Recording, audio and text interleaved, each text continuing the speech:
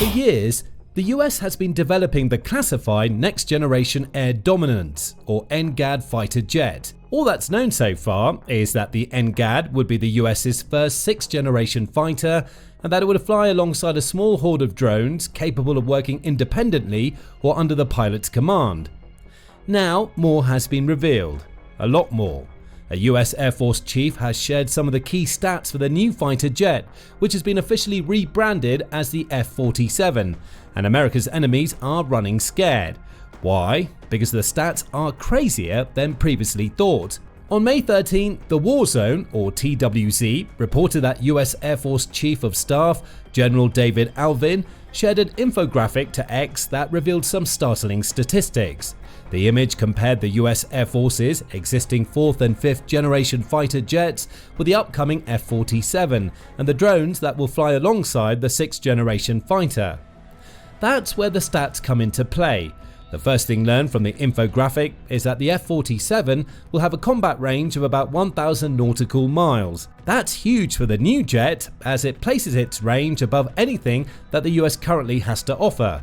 With that high range also comes the possibility that the F-47 is being designed to directly confront the issue of anti-access aerial denial, or A2AD bubbles. According to the International Institute for Strategic Studies, or IISS, an A2AD is supposed to be an impenetrable bubble or aerial defenses.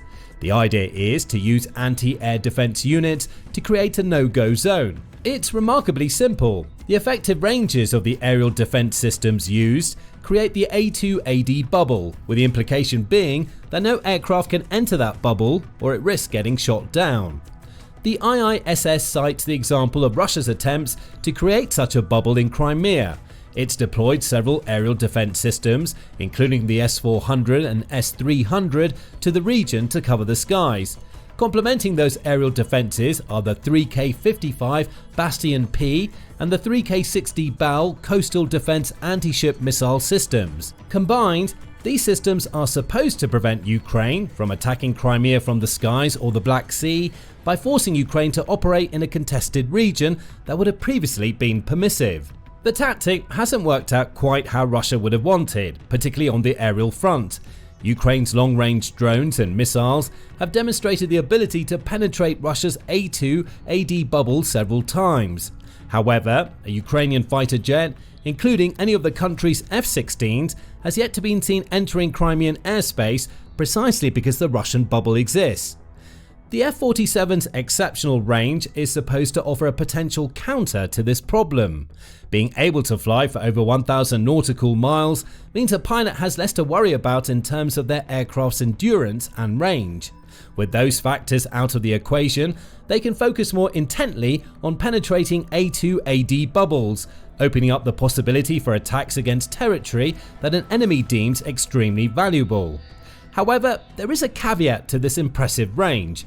1,000 nautical miles offers a significant improvement over the US Air Force and US Navy's current stocks of fighter jets. As TWZ states, the range roughly lines up with the Navy's prediction that the F-47 will have 25% more range than any other jet it has in service. In fact, the F-47 might even exceed that 25%. The F-35C has a range of about 670 nautical miles, for instance, which critics in the past have claimed means it doesn't have the range needed to strike enemy targets.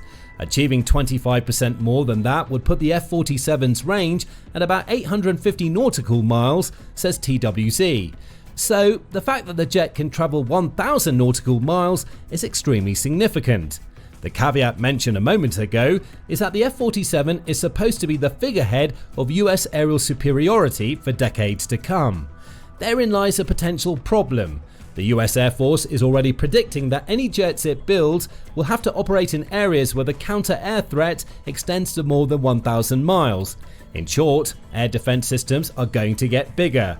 So, while the F-47's 1,000 nautical mile range makes it capable of penetrating current A2AD bubbles, it potentially isn't future-proofed against better air defense systems, making those bubbles even wider. Except, there's a caveat to the caveat. Alvin's X post didn't actually say that the F-47 has a range of 1,000 nautical miles. It said, 1,000 nautical miles plus. It's not yet known what plus actually means. It could suggest that the F-47 is capable of flying for 1,050 nautical miles, or maybe it can hit 1,250. More information is needed to clarify exactly what plus means before knowing how remarkable the F-47's range is. Furthermore, it's worth accounting for the fact that this range is for the base model of America's 6th generation fighter. Future tweaks to the design are possible either between now and the F-47's unveiling or once the aircraft enters service, which may extend its range even more. For now, the 1,000 nautical mile range is the headline stat. But there are others. After all, what use are long-range capabilities if a jet isn't fast enough to blast through an enemy's territory, avoiding counter-air threats as it goes? That leads to the major second stat. The F-47 will be capable of exceeding Mach 2. There was already a hint that this might be the case when US President Donald Trump announced that Boeing was to receive the contract for building the F-47. Its speed is top. It's over 2, which is something that you don't hear very often. And he's right. It's not unheard of for a fighter jet to reach this type of speed, which equates to 2 times the speed of sound.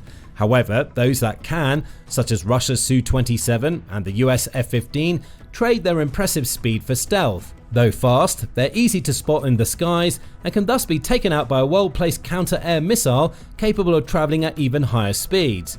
The problem lies in temperatures and heat signatures.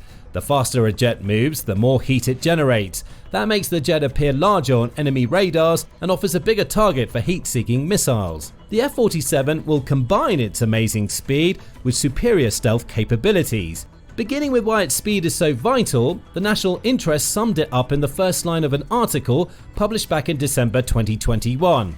In order to provide real air power where it's needed, the United States doesn't need a fleet of slow and stealthy F-35s standing by on airstrips across friendly African nations. It needs fast air platforms with great fuel range and loitering capabilities that can reach operators in need, provide air support as necessary, and still make it back to an airstrip. It's as if the outlet was describing the F-47 almost 4 years before the stats became clear. The point it's making is that the 2 largest threats to US supremacy in the modern age, China and Russia, are both capable of fielding advanced air defense systems.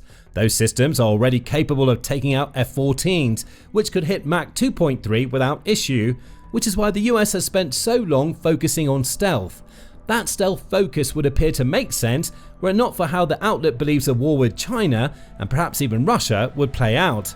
Neither war would be a direct fight. Instead, a new Cold War era would emerge in which engagements take place over countries in the developing world rather than in the backyards of the countries fighting the wars. Speed would be absolutely vital to such engagements. Pilots would need the option of bugging out to escape an enemy's area of advantage quickly, while also being able to use their aircraft speed to devastate an enemy with attacks before escaping. None of this is to say that stealth isn't important. It is. That's why the F-47 encompasses it. But the recently released stats demonstrate that the United States has realized that combining stealth with speed is the true path to building a 6th generation fighter. Once the F-47 takes to the skies, it'll have the ability to hit targets over developing nations, as the F-14 and similar speedsters have, and can use its stealth to conduct high-speed strikes against more developed aerial defenses if needed. It's an extremely impressive combo. However, as with the range, there are still things that aren't yet known about how fast the F-47 can really fly. For instance, assume that the Mach 2 or higher speed comes as a result of engaging afterburners. If that's the case, what's the fighter's speed when it's super cruising without afterburners engaged? Plus, how long is it able to maintain its top speed efficiently, and how quickly will it burn through its fuel reserves to hit that speed? Questions like these have yet to be answered, though that doesn't take away from the fact that the F-47 appears to combine the speed of America's non-stealth but super-fast fighters with the stealth capabilities of slower platforms such as the F-35 and F-22. In fact, the F-47 may be even stealthier than both. Alvin's X infographic revealed that the new jet will be equipped with Stealth ++ technology. By contrast, the F-35 has Stealth Tech, while the F-22 comes packed with Stealth Plus. This isn't really a revelation, says TWZ. The F-47 has always been envisioned as a tactical jet that will be difficult to observe on enemy radars while producing a reduced infrared signature. However, Alvin's infographic doesn't reveal what Stealth++ actually means.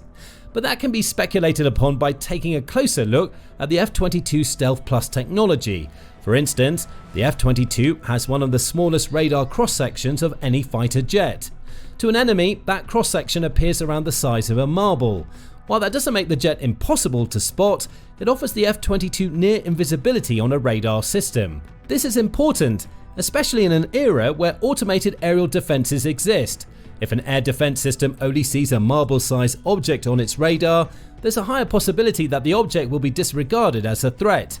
In the F-22's case, that allows a pilot to get closer to a target without having to worry about evading incoming missiles. Given that the F-47 will feature Stealth++, does that mean its radar cross-section will be even smaller than a marble? It's possible, and if it is, the combination of speed and stealth already covered here becomes even more dangerous. A US enemy wouldn't be dealing with aircraft that have familiar, if difficult to detect, radar cross-sections. They would face a new problem entirely, a problem that could also circumvent the estimated 1,000-mile plus ranges of the future's air defense systems. After all, what use is a massive range for such a system if that system isn't even able to detect the threat that it's supposed to destroy? Beyond that, it's difficult to determine what Stealth++ signifies. TWZ notes that early designs for the NGAD featured canards, which is a wing configuration that places a small forewing ahead of the larger main wing. That seems to run counter to a stealthy design because more wings create a higher surface area to reflect radar signals. It's not yet known if those canards are still there for the F-47. The blurry concept art seen in Alvin's photo suggests that they've been ditched, but it's still unclear. TWZ also notes that Alvin's post doesn't reveal what's being built into the F-47 for counterintelligence purposes. In short, there's a lot that's not yet known about the upcoming jet's stealth capabilities, though the Stealth++ moniker suggests they'll be superior to those seen in the F-35 and F-22. And speaking of the F-22, Alvin's ex-post also says that the US has placed an order for 185 F-47s. Here's why that's significant. This is roughly the same number of F-22s the US has available, at least according to Alvin's graphic. That raises the possibility that the F-47 is intended to be a direct replacement for America's F-22 stock. No confirmation of that possibility has appeared yet. As TWZ notes, official statements from the US Air Force suggest that the true F-47 force structure remains a work in progress, suggesting that 185 the initial order may be an estimate. Still, it's enough of an estimate to give an indication of how much money the US will spend on these jets, both collectively and individually. It's already known that the development program for the F-47 alone is likely to cost the US around $20 billion to complete. In January 2025, former Secretary of the Air Force Frank Kendall also revealed that a single NGAD fighter jet, as it was known at the time, will likely cost 3 times the unit price for one F-35. That brings the price of one F-47 to about $300 million. For 185 of the aircraft, the US will have to spend a staggering $55.5 billion. Tack the $20 billion that will be spent completing the development phase of the F-47 project on top, and that's a $75.5 billion outlay for this new fleet of fighter jets.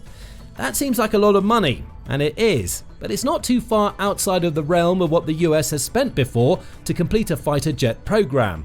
The F-22 program cost $70 billion, of which $30 billion went into research and development.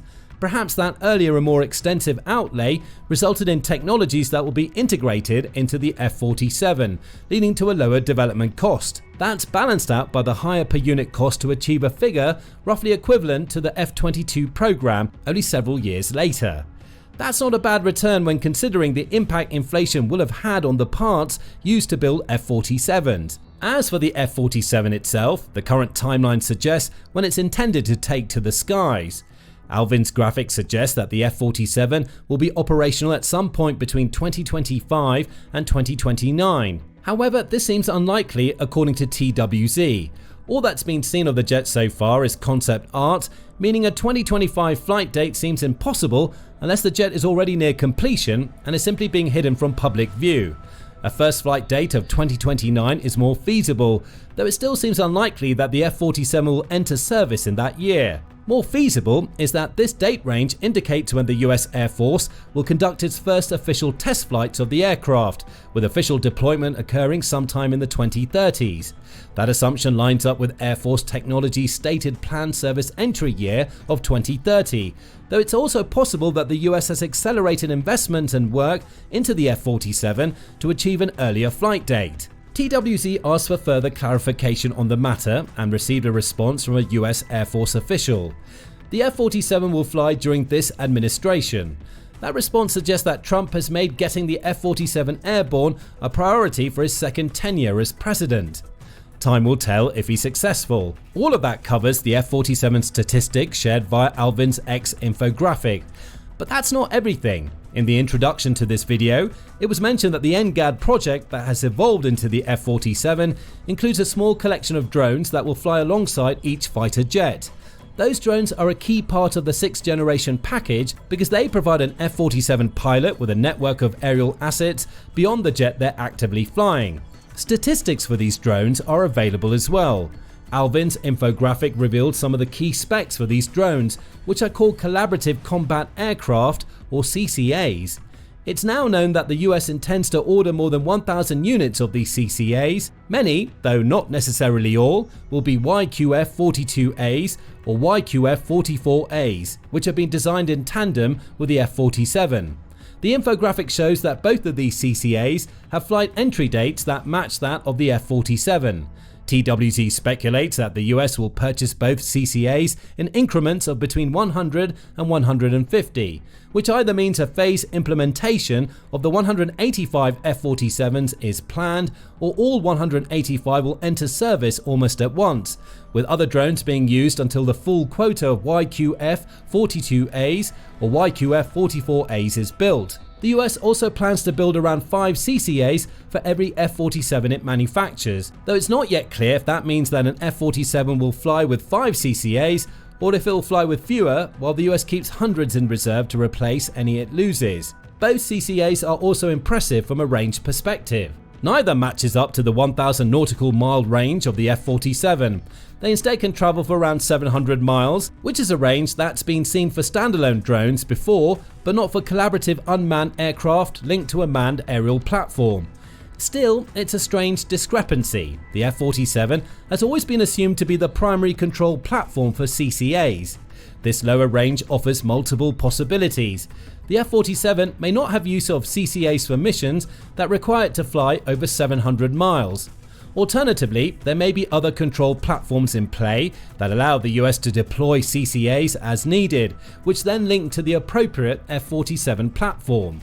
That raises the possibility of the US being able to switch to CCAs in and out to make up for the range issue, though all of this is speculation at this moment in time. Both CCAs are also believed to have some stealth features, though the degree to which they can evade enemy radars isn't known.